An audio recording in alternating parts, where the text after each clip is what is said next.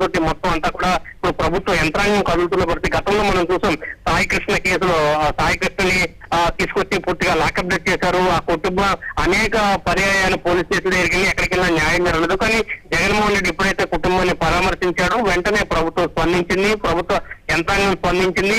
పోలీసులు అదే రోజు రాత్రి కుటుంబ సభ్యులు పిలిచి నాగరాజు మీద ఎఫ్ఐఆర్ ఇంతవరకు ఆ కేసు కట్టింది కూడా లేదు. ఇప్పటి వరకు కూడా నేను దళిత సంఘాలు మొత్తాన్ని తీసుకుని వెళ్ళి మళ్ళీ సిపి గారిని కలిసి మళ్ళీ కేసు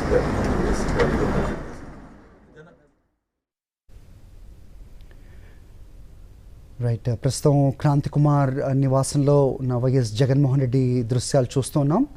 క్రాంతి కుమార్ కుటుంబ సభ్యులు అసలు జరిగిన తీరేంటి, అసలు ఏ పరిస్థితుల్లో క్రాంతి కుమార్ తన కుమారుడు ఆత్మహత్య చేసుకున్నాడు, ఆత్మహత్యకు పురిగొల్పింది ఎవరు, నిజంగా ఏ వేధింపులైతే తాళలేక అతను ఆత్మహత్య చేసుకున్నాడో, తమ కుటుంబానికి జరిగిన అన్యాయం, జరగాల్సిన న్యాయం గురించి సవివరంగా కూడా వైఎస్ జగన్మోహన్ రెడ్డికి వివరిస్తూ ఉన్నారు. వారికి నేను ఉన్నాను అంటూ కూడా భరోసా ఇస్తున్న దృశ్యాలు మనకు కనిపిస్తున్నాయి.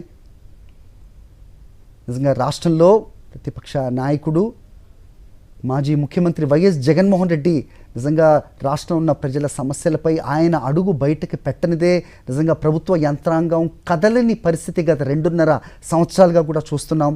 ప్రస్తుతం ఈ సంఘటన చూసుకుంటా కూడా మరణానికి ముందు అతను తీసుకున్న సెల్ఫీ వీడియో కూడా ఆలస్యంగా వెలుగులోకి రావటం, అది చూసి కూడా ఇంతవరకు ప్రభుత్వం తరపున కానీ లేకపోతే చట్టం తరపున కానీ ఏ ఒక్క అడుగు ముందుకు పడకపోవటం నిజంగా బాధాకరం. ఇలాంటి పరిస్థితుల్లోనే ఆ కుటుంబానికి న్యాయం చేయాలి అంటూ మొత్తం దళిత సమాజానికి నేను ఉన్నానంటూ భరోసా కల్పించడానికే ఇవాళ మాజీ ముఖ్యమంత్రి వర్యులు వైఎస్ జగన్మోహన్ రెడ్డి క్రాంతి కుమార్ నివాసానికి వచ్చారు.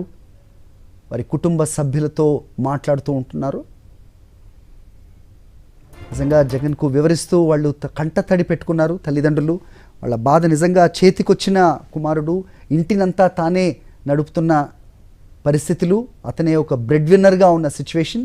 ఇలాంటి పరిస్థితుల్లో అంతటి కుమారుడు ఒకరి వేధింపులు తాళలేక ఆత్మహత్య చేసుకున్నారు అంటే ఆ కుటుంబం ఎంత విషాదంలో మునిగిపోయి ఉంటుంది. వారి ఆవేదన నిజంగా వర్ణనాతీతం. ఇలాంటి పరిస్థితుల్లో వాళ్ళకి అండగా ఉండడానికి వైఎస్ జగన్మోహన్ రెడ్డి మరొకసారి ఆయన ముందుకొచ్చిన పరిస్థితి.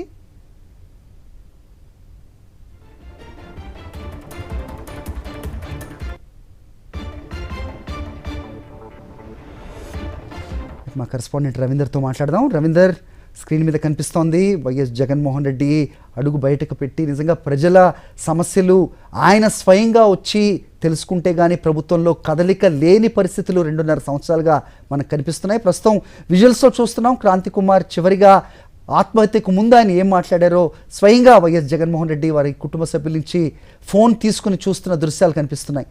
ఏంటి మీ దగ్గర ఇన్పుట్స్? మరి నిజానికి రాష్ట్రంలో నెలకొన్నటువంటి ఆటవిక రాజ్యానికి పోలీసుల దాష్టీకానికి నిదర్శనంగా క్రాంతి కుమార్ ఇష్యూ కూడా చోటు చేసుకుందని చెప్పొచ్చు. ఎందుకంటే గడిచిన 2 సంవత్సరాలుగా రాష్ట్రంలో అరాచక పాలన కొనసాగుతుంది. తమ ఇష్టం వచ్చినట్టు ఎవరిని పడితే వారిని పోలీస్ స్టేషన్ తీసుకెళ్లడం, అత్యంత దారుణంగా హింసించడం, చిత్రహింసలు గురి చేయడం, చంపేస్తున్నటువంటి పరిస్థితి ఒకవైపు ఉంది. మరోవైపు వారి వేధింపులు తాళలేక జగన్ ఆత్మహత్యలు చేసుకున్నటువంటి పరిస్థితులు కొనసాగుతున్నాయి. సో వీటన్నిటి నేపథ్యంలో ఇప్పుడు పేరపోగు క్రాంతి కుమార్ కూడా అదే విధంగా కృష్ణలంకసి నాగరాజు వేధింపులు తాళలేక ఆత్మహత్య చేసుకున్నాడు. గత మే నెల 21వ తారీఖున ఆయన గుళికల మందు తిని ఆత్మహత్య చేసుకున్నాడు. ఆ సందర్భంలో తాను ఎందుకు ఆత్మహత్య చేసుకోవాల్సి వచ్చిందో, కృష్ణలంకసి నాగరాజు ఏ విధంగా తనను వేధించింది మొత్తం అంతా కూడా కూలంకషంగా వివరిస్తూ ఒక సెల్ఫీ వీడియోను కూడా ఆ సమయంలో రికార్డ్ చేశారు. దాన్ని తన మిత్రులకు పంపించారు. ఆ తర్వాత అది వెలుగులోకి వచ్చింది. మే 21వ తారీఖున ఆయన గుళికల ముందు తాగి ఆత్మహత్య యత్నం చేశాడు. ఆ మరుసటి రోజు ఆసుపత్రిలో చికిత్స పొందుతూ అతను చనిపోయిన పరిస్థితి. అయితే దాన్ని కూడా ఆ కేసును బయట రానికుండా తొక్కుపెట్టేటువంటి ప్రయత్నం చేశారు. చివరికి అతను మరణ వాంగ్మూలంగా ఇచ్చినటువంటి వీడియోను కూడా బయట రానికుండా చాలా కాలం పాటు పోలీసులు తొక్కుపెట్టేసినటువంటి పరిస్థితి. తన ఫ్రెండ్స్ కి క్రాంతి కుమార్ ఆ వీడియోను పంపిస్తే దాన్ని బయట రానికుండా దాన్ని తొక్కిపెట్టేశారంటేనే పోలీసులు ఏ స్థాయిలో వేధింపులకు గురి చేస్తున్నారో అర్థం చేసుకోవచ్చు. ఇటీవల సాయి కృష్ణ ఇష్యూ జరిగిన తర్వాత సాయి కృష్ణను మే నెల 6వ తారీఖున మార్కాపురం దగ్గర పిక్ చేసిన తర్వాత ఆ తర్వాత 9వ తారీఖు పోలీస్ స్టేషన్ తీసుకొచ్చి ఆ మరుసటి రోజు నుంచి ఏం జరిగిందో ఎక్కడికి సాయి కృష్ణ వెళ్ళాడో కూడా తెలియనటువంటి పరిస్థితులు కొనసాగుతున్నాయి. ఆ నేపథ్యంలోనే అది పెద్ద రాష్ట్ర వ్యాప్తంగానే కాదు దేశవ్యాప్తంగా సంచలనంగా మారినటువంటి ఆ కేసులో లాకప్ డెత్ అనేది ఇప్పుడు సిట్ కూడా నిర్ధారణ చేసినటువంటి పరిస్థితి. ఆ ఘటన వెలుగులోకి వచ్చిన తర్వాత రాష్ట్ర వ్యాప్తంగా పెద్ద ఇష్యూ జరిగిన తర్వాత ఈ క్రాంతి కుమార్ సంబంధించినటువంటి విజువల్ కూడా బయటకు వచ్చింది. దీంతో అసలు రాష్ట్రంలో ఏం జరుగుతుంది, ముఖ్యంగా రాష్ట్ర నడిబొడ్డున విజయవాడలో అది కూడా కృష్ణలంక పోలీస్ స్టేషన్ లో జరుగుతున్నటువంటి ఈ అరాచకాలు ఏంటనేది తెలిసి రాష్ట్ర వ్యాప్తంగానే కాదు దేశవ్యాప్తంగా ఉన్నటువంటి ప్రజలు ప్రజాస్వామ్యవాదులు ముక్కున వేలేసుకున్నటువంటి పరిస్థితి. ఒక పోలీస్ స్టేషన్ లో ఇంత దారుణంగా అరాచకాలు జరగడం, కస్టోడియల్ డెత్లు జరగడం, చివరికి శవాన్ని కూడా మాయం చేయటం, బోర్డు కూడా దొరకకుండా చేయటం లాంటి ఘటనతో పాటు వారి వేధింపుల కారణంగా మరికొందరు ఆత్మహత్యలు చేసుకున్నారంటే ఎంతటి దారుణమైన పరిస్థితి నెలకొంది రాష్ట్రంలో అనేది ప్రజాస్వామ్యవాదులు, ప్రజా సంఘాల నేతలు, మేధావులు కూడా ముక్కును వేసుకున్నటువంటి పరిస్థితి. ఇప్పుడు క్రాంతి కుమార్ నివాసానికి వైఎస్ జగన్ చేరుకున్నారు.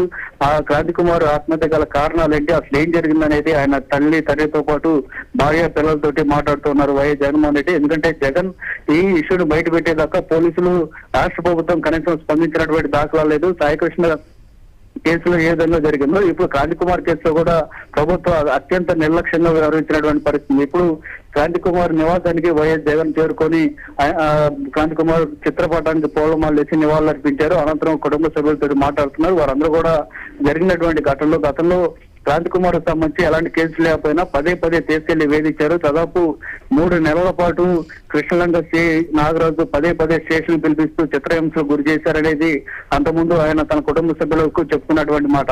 ఆ వివరాలన్నీ కూడా ఏం జరిగిందనేది వైఎస్ జగన్మోహన్ రెడ్డికి కుటుంబ సభ్యులు చెప్తూ ఉన్నారు. అట్లాగే ఆత్మహత్య చేసుకునే ముందు తీసుకున్నటువంటి సెల్ఫీ వీడియోను కూడా వైఎస్ జగన్ చూపించి ఎంత మనోవేదనకు గురవుతున్నాడో మన విజువల్లో కూడా చూడొచ్చు. ఎందుకంటే ఎక్కువచ్చినటువంటి కొడుకు, చేతికి వచ్చినటువంటి కొడుకు ఇప్పుడు ఆయన కుటుంబానికి అటు భార్య పిల్లలతో పాటు తల్లి తండ్రి కూడా అండగా నిలబడినటువంటి వ్యక్తి ఇప్పుడు ఉన్న ఫలంగా ఆత్మహత్య చేసుకొని చనిపోవడం, అది కూడా పోలీసుల వేధింపులు తట్టుకోలేక చనిపోవడం అంటే ఆ కుటుంబం ఏ స్థాయిలో నరకయాతన అనుభవిస్తుంది అనేది చాలా స్పష్టంగా అర్థం చేసుకోవచ్చు. ఇప్పుడు అదే మనం చూస్తున్నాం, వారిని వైఎస్ జగన్ ఓదాస్తున్నటువంటి విజువల్ కూడా మనం చూస్తున్నాం. నిజానికి సాయికృష్ణ కేసు దేశవ్యాప్తంగా ఏ స్థాయిలో సంచలనం సృష్టించిందో క్రాంతి కుమార్ కేసు కూడా అదే విధంగా ఉంది. ఇంకొక ముఖ్యమైన విషయం ఏంటంటే మే 1 నుంచి జూన్ 1 వరకు నెల రోజుల పాటు కృష్ణలంక పోలీస్ స్టేషన్ లో విజువల్స్ లేవు అనేది ఇప్పటి వరకు అనుకున్నాం. కానీ అంతకు ముందు కూడా దాదాపు 16 నెలలుగా విజువల్స్ లేవు అనేది ఇప్పుడు వెలుగులోకి వస్తున్నటువంటి ఆ విషయం. అంటే ఈ 16 నెలలు అంటే సంవత్సరాల కాలంగా ఇంకా ఎంతమందిని ఈ విధంగా చిత్రహింసలు గురి చేశారు, ఎంతమందిని వేధించి చంపేశారు అనేది కూడా వెలుగులోకి రావాల్సినటువంటి పరిస్థితి. లేకపోతే ఆ సీసీ ఫుటేజ్ మొత్తాన్ని ఎందుకు డిలీట్ చేస్తారనేటువంటి ఒక అనుమానం కూడా వస్తూ ఉంది. దీనికి సంబంధించి వైఎస్ జగన్ నిన్న ఒక ప్రశ్న కూడా వేశారు.